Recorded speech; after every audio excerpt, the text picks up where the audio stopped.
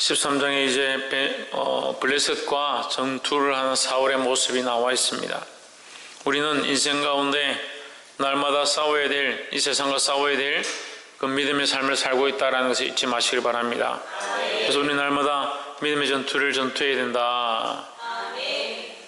13장 3절에 요나단이 게바에 있는 블레셋 사람의 수비대를 치매 블레셋 사람이 이를 들은지라 사울이 온 땅에 나팔을 불어 이르되 히브리 사람들은 들으라 하니 온 이스라엘이 4절에 온 이스라엘이 사울의 블레셋 사람의 수비대를 친 것과 이스라엘이 블레셋 사람의 가정이 여김이 되었다 함을 듣고 미움을 받았다는 것을 듣고 길갈로 모여 사울을 쫓으니라 했습니다.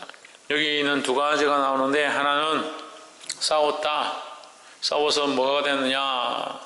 미움이 되었다. 미움거리가 되었다. 한쪽 편에서는 모이기 시작했다라는 거죠. 우리가 세상을 대하여, 사단을 대하여, 어둠의 세력들을 대하여, 악한 것을 대하여, 하나님의 말씀을 떠나 있는 것에 대하여 말씀으로 싸우고 진리로 선포하면 사단은 싫어하고 그 진리를 지키지 않는 자들은 듣기 싫어할지 모르겠지만 하나님 기뻐하시고 하나님 나라에서는 함께함이 된다라는 거예요. 그래서 우리가 이 사실을 알고 세상 사람이 듣고자 하는 말을 하는 것이 아니라 하나님 기뻐하신 말을 해야 하고 사람들이 원하는 소리를 하는 것이 아니고 하나님의 뜻을 말하는 자들이 되어야 된다라는 겁니다. 그럼 우리는 세상에 미움거려야 되는 거, 세상에 조롱거려야 되는 거, 그걸 두려워하지 말아야 된다. 세상 사람들이 어떻게 생각할까? 이 말을 듣는 사람이 어떻게 생각할까?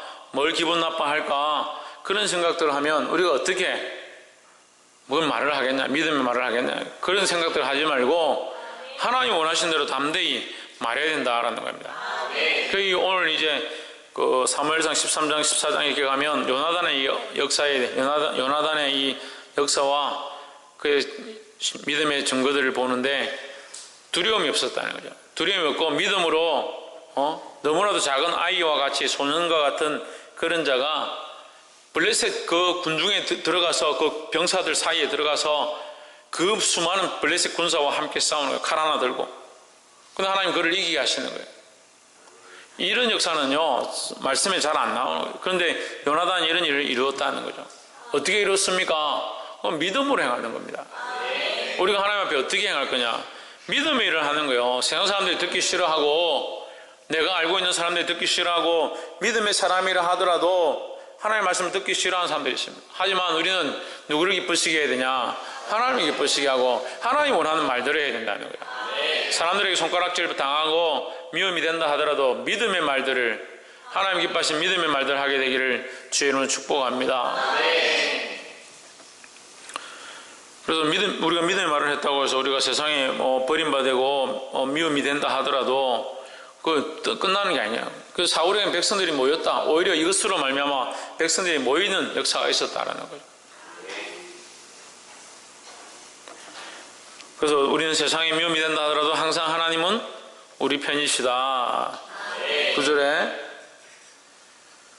8절을 보면 8절 봅시다. 사울이 사무엘의 정한 기한대로 일할 기다리되 사무엘이 길갈로 오지 아니하며 백성이 사울에게 흩어지는지라 했습니다. 자, 요나단이 블레셋을 가서 막 수비대를 쳐서 공격을 했습니다. 공격하니까 블레셋이 이게 뭐야? 도대체 어떤 놈인데 이렇게 공격하냐? 보니까 이스라엘 백성들이. 이 소식을 들은 이스라엘 백성들은 모여지기 시작하고 블레셋은 저거 안 되겠다. 미움거리다. 저거 가정하다. 저거 가만두면 안 되겠다. 그래서 또 블레셋도 군사를 모아서 쳐들어오는 겁니다. 쳐들어오는데 블레셋이 그 수가 얼마나 많은지 모래와 같이 많더라. 그런 악한 공격들이 있더라는 거죠. 우리가 복음을 전하면요 반드시 악한 공격이 있습니다. 그런 각오를 해야 되는 거예요. 내가 이 믿음의 증거를 하고 예수 믿으라고 복음을 전하고 기도하고 눈물로 나아가면 그 쉽게 바뀌어지고 쉽게 뭔가 이루어질 것이다. 그렇게 생각하면 안 돼요. 우리가 믿음의 일을 하고 복음의 일을 하면 또한 반대편에서 공격이 있다는 거예요. 그걸 알고 믿음으로 각오하시기 바랍니다.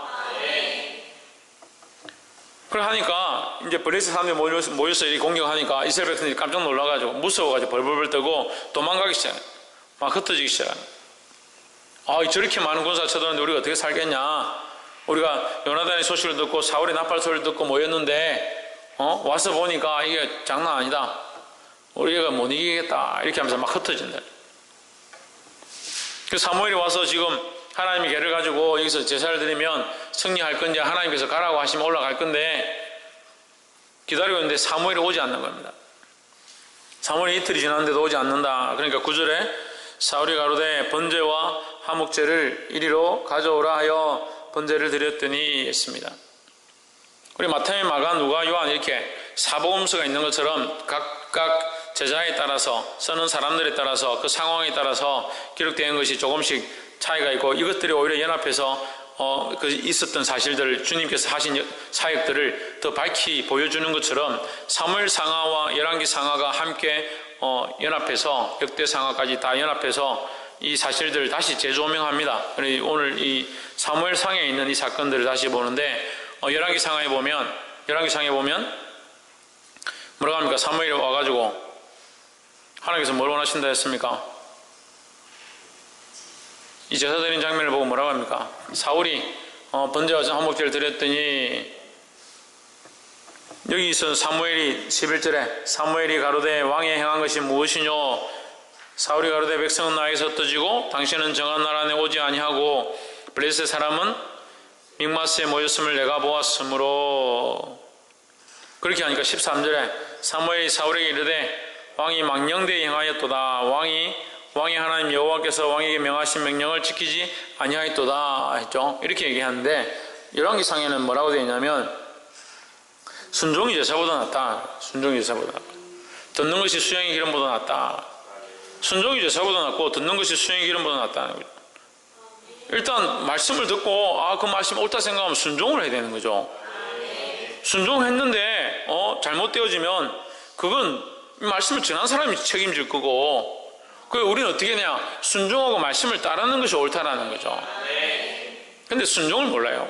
순종할 줄은 몰라요. 왜 순종할 줄 모르냐? 자기 삶이 많고 자기가 주인 되어 있으니까 순종하고 싶은 마음이 없는 거예요. 순종이 뭔지를 모르는 거죠. 그렇게 하면서 자기는 신앙생활 잘하고 있다. 순종할 줄 모르는 자는 신앙생활 똑바로 하는 게 아니에요.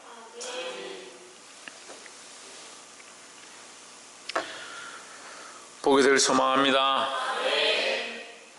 이 사울의 시각은 어떻느냐? 8절부터 우리가 계속 봤습니다. 사울의 시각은 백성들이 흩어지는 것들과 블레셋이 쳐들어오는 것들과 그들의 수가 많은 것, 그런 상황들과 환경들을 보고 있다는 거예요.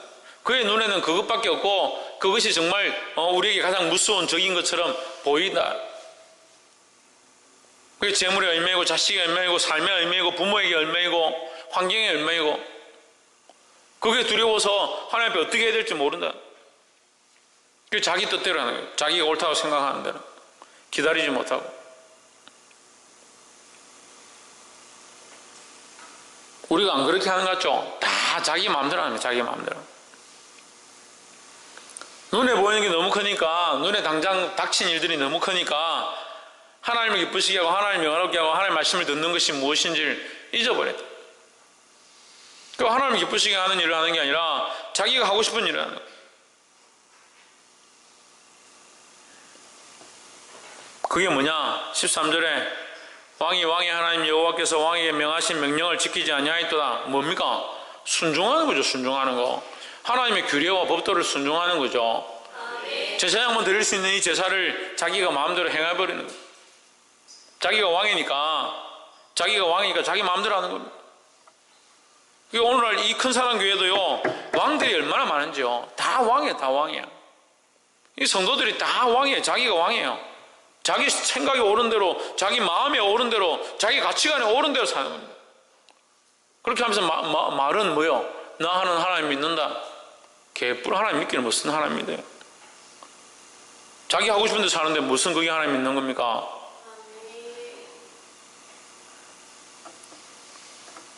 정신 차리실 주님을 축복합니다.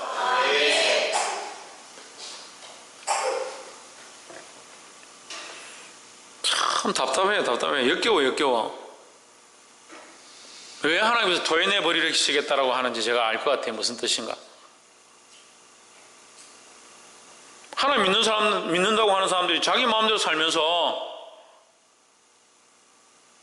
무슨 하나님이 자기 왕이라고 하냐고. 자기가 왕인데.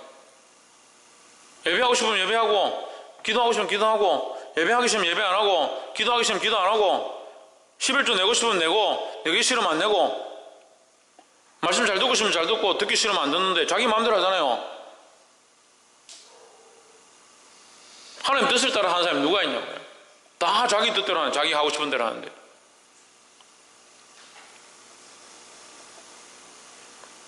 다 같이 있어서 편하게 예배 드릴 수 있으면 다 하죠. 환경이 바뀌어서 상황이 바뀌어서 하기 어렵다 하더라도 그 시간을 지키려고 노력하는 거, 그런 모습 있어야 되는데 와서 수요예배 참석하십시오. 참석도 안 하고 계속 말도 안 듣고.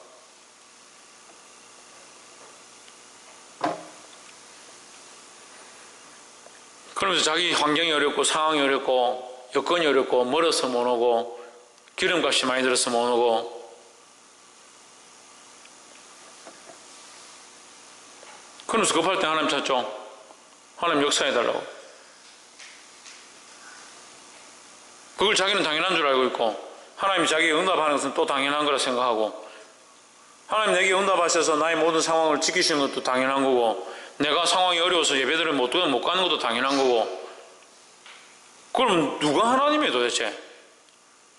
누가 누구를 위해서 존재하냐고요?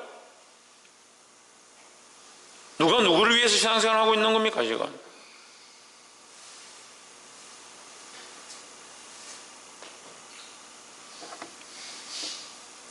보지 못하면 계속 그렇게 사는 거예요. 백날 말씀 듣고 아멘 하면 뭐합니까? 그렇게 안 사는데, 그렇게 삶을 바꿀 마음이 없는데, 자기가 원하는 대로, 자기가 주인 된 대로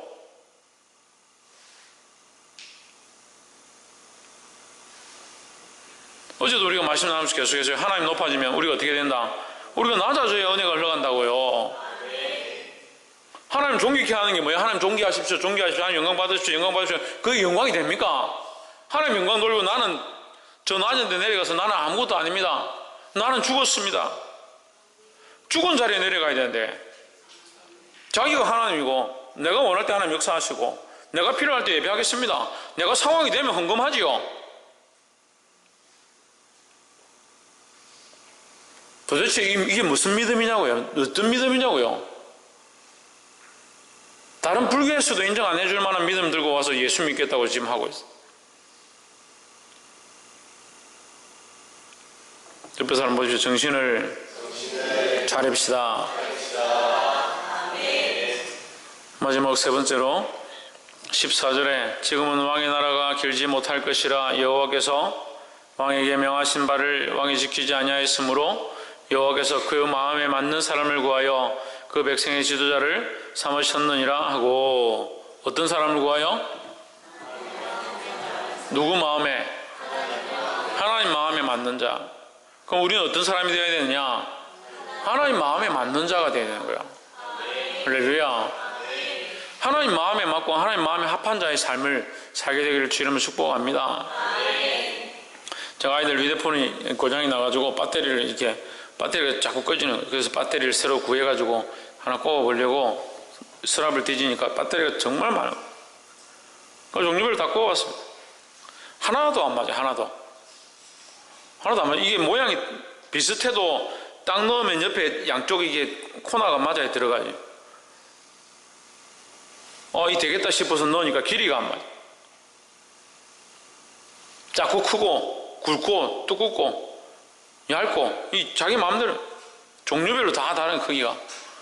참, 휴대폰 만드는 사람들 좀 비슷하게 만들면 같이 쓰면 될 건데 다 달라요. 휴대폰 배터리 크기가 같이 쓸 수가 없는 거예요. 맞지가 않아요 휴대폰이.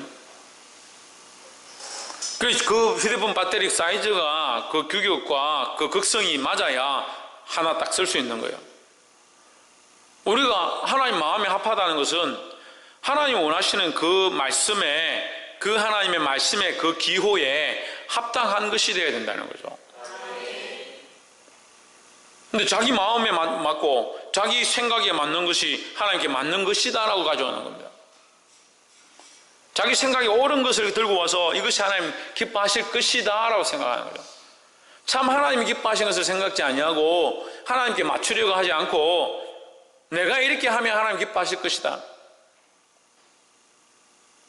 그 도대체 누구를 위한 신앙이 되고 누구를 기쁘게 하는 신앙이 되냐고. 사람들에게 보이려고 멋진 옷 입고 재미난 표정으로